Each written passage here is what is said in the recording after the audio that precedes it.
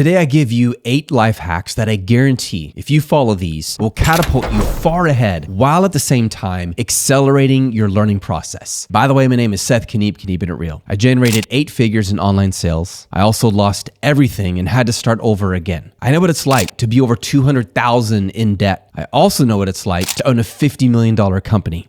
So what I give you today is not emotional fluff or cute quotes. It is what I have learned in the forge of life and business. Hack number 1, believe that you will succeed. In 1997, the same year that Steve Jobs returned to the company he founded, Apple launched the Think Different campaign with these words. Here's to the crazy ones, the misfits, the rebels, the troublemakers, the round pegs in the square holes, the ones who see things differently. They're not fond of rules, and they have no respect for the status quo. You can quote them, disagree with them, glorify or vilify them, but the only thing you cannot do is ignore them, because they change things. They push the human race forward, and while some may see them as the crazy ones, we see genius. Because the people who are crazy enough to think that they can change the world are the ones who do. I've yet to find a better description of the heart of a true entrepreneur. This quote right here, because the people who are crazy enough to think, to believe that they can change the world are the ones who do. What you believe about yourself carries tremendous influence on your ability to achieve. Even the most ardent evidentialist clings to deep-rooted beliefs that cannot be proven by his evidence, often so deep that he does not even know that he clings to them. You know, entrepreneurs often say with laughter, oh, if I had realized how unrealistic my goals were, I would never have ventured onto such a risky journey to begin with. And yet, because they did not realize how absurd their vision was, they believed wholeheartedly that they would succeed, and they did. What I find fascinating is that many of these entrepreneurs do not hold advanced degrees, were not born into wealth, and would not score higher than average on an IQ test. But they all hold one thing in common. They believe. They are driven by an insatiable hunger to do what has not been done, to achieve what others say is unachievable, and they refuse to let doubt get the better of them. If you don't believe you have what it takes, you already lost. Because when this lie creeps up on you, you must reject it.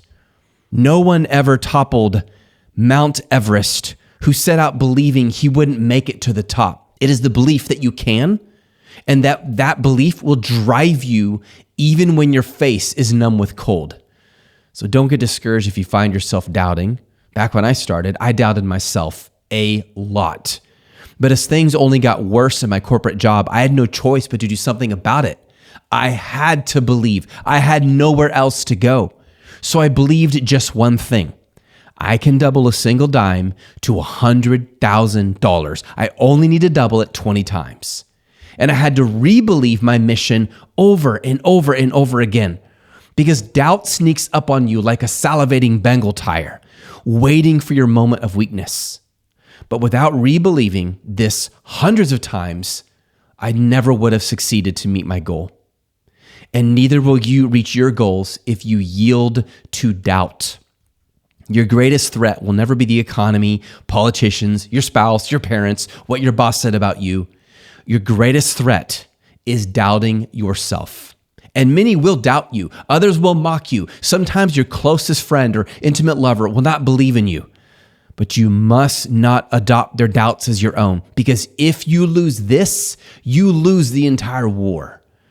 I have coached more than 10,000 students.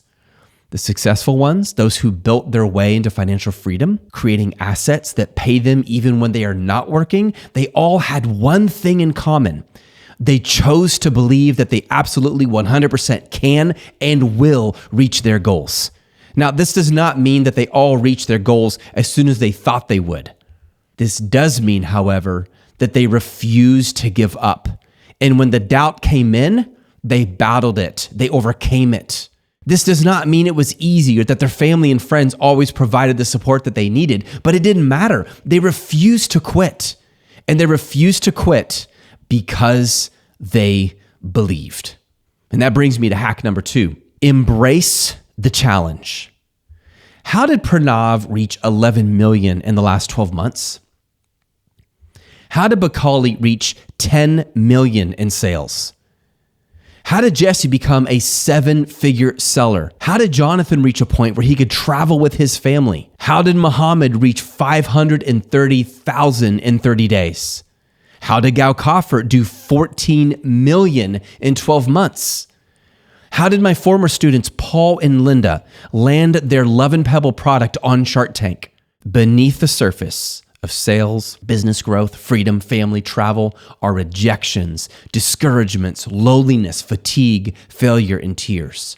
So don't just look at these struggles as the cost of success. You must embrace them as necessary to sculpt you into the kind of person who can and will succeed.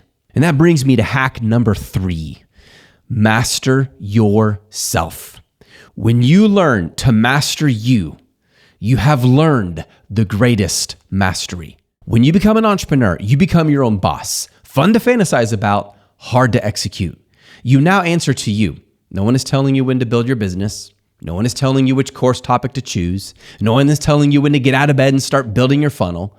Before the Industrial Revolution, a large portion of the world population grew up learning how to run the family business. But factory life brought an increase in dependency on the corporation. And as long as the worker showed up on time and followed orders, he'd get his paycheck at the end of the week. This cultural shift in the late 1800s, early 1900s has birthed millions who never experienced the anxiety of wondering if you're going to have enough cash to pay your staff next week, or the sting of giving over half of your hard-earned funds to the government in income tax, or the incredible burden of being ultimately responsible for new hires, people management, market research, product development, advertising, branding, operations, sales, and finance. The key is self-mastery.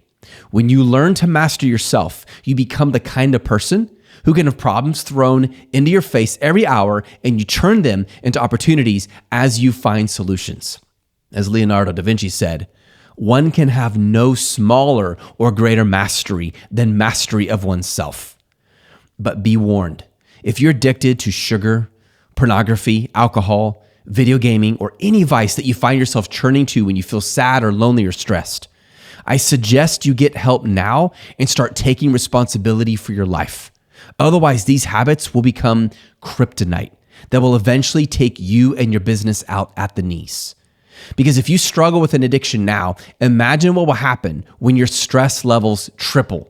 If you think I'm trying to scare you, you're right. Running a business is not for the feeble. Some of the most courageous people on planet Earth forsook the security of a consistent paycheck and set out to start their own business. They had a dream and were willing to become the kind of person they needed to become in order to fulfill that dream. Listen to how Solomon put it. He said, "Whoever is slow to anger is better than the mighty, and he who rules his spirit than he who takes a city." Proverbs 16:32. I will teach you how to build a highly profitable business selling your course, but it will require a deep level of delayed gratification. Are you ready for this? Hack number 4, become consistent. I've wasted countless hours training entrepreneurs who turn out to be as consistent as a New Year's resolution.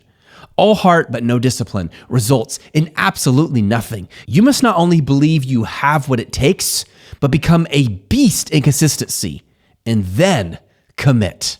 Not every day will be easy. Not every day will be fun, but the one thing that will make you unstoppable is your consistency. While others are watching TV, drinking beer, or making excuses, you keep trudging because consistency trumps innovation. Because none of the amazing innovations we enjoy today would even exist if the innovators were not consistent enough to figure out how to find a solution. It was Thomas Edison's consistency and willingness to fail and fail and fail and fail and fail and fail until finally he figured out how the light bulb works, and that created results. Hack number 5, take ownership. This is your business. This means you get all the credit for every mistake you make, but you also get the credit when it succeeds. Welcome to the beauty of entrepreneurship, where you're responsible for everything, which means everything is your fault. But the market, sure, but who chose that market? But the economy, do successful entrepreneurs let that stop them? But my sales suck. Then how are other sellers succeeding? Every time you buy a product online, you are living proof that the market is alive and well. Your business, your responsibility. When things go south, your fault. When things succeed, your fault. Learn to take ownership for everything, and you will find yourself spending less time complaining and more time building and learning. You also enjoy life a whole lot more. I've had to work with some entrepreneurs who receive feedback like a teenager in puberty. Having trained dozens of online sellers who became millionaires and some multimillionaires, I've never seen a single entrepreneur with a life owes me attitude who also built a successful business. And that brings me to hack number 6. Give yourself time and grace. You will make mistakes. You will get frustrated. You will get knocked down. But if you see yourself as a little less valuable or a little less worthy every time you mess up, over time, this will weave a nasty burden in your conscience that can crush your soul.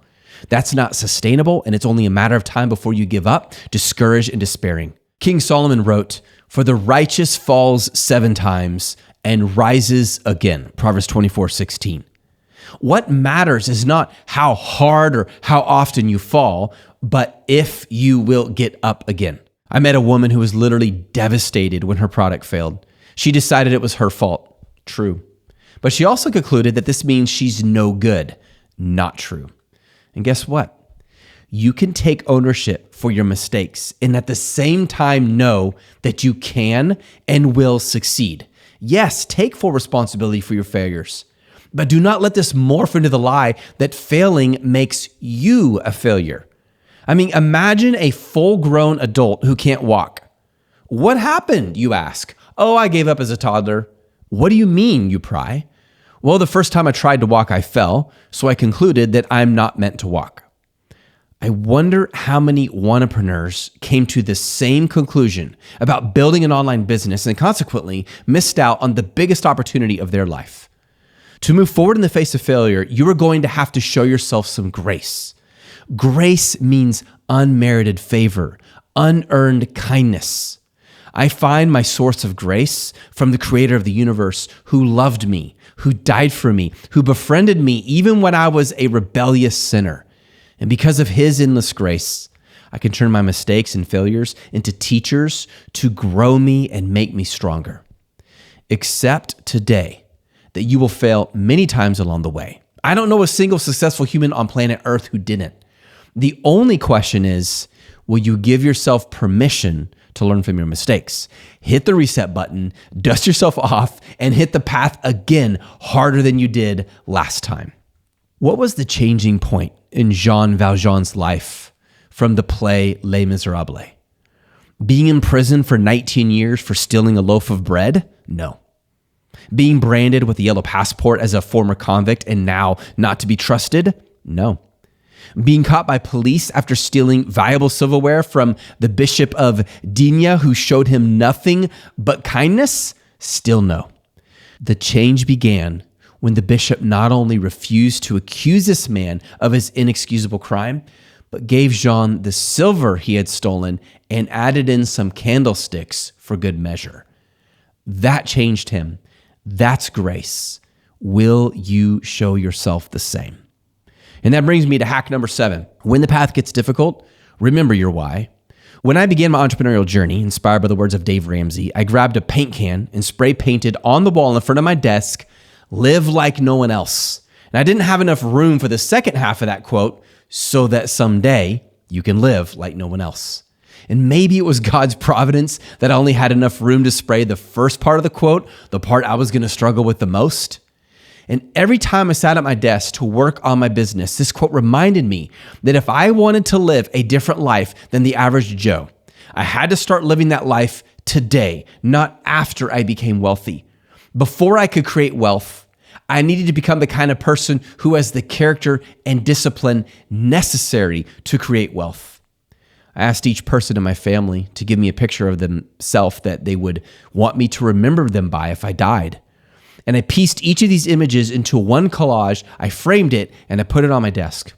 And when I felt discouraged, afraid, or unmotivated, I would look at his picture, and it reminded me of why I started doing this in the first place, to build margin so I could have freedom to do the things I love with the people I love. That motivation was huge. It kept me focused. And that brings me to hack number 8, move to action now. When will you start working on your business? I asked Lance. After I learn everything I can about online business, he replied. So that means you will never start, I retorted. What do you mean? Lance objected. Well, I said, there will always be more to learn, and the world of online business changes constantly. A day in online business is like a month in real life. Oh, okay, I see, said Lance. So once I get my finances in order, I'll be ready to start, he replied. Lance, I said, one of the whole points of building a business is so that you can get your finances in order to offer you the freedom you want. Delaying action will not result in anything but delaying your dreams.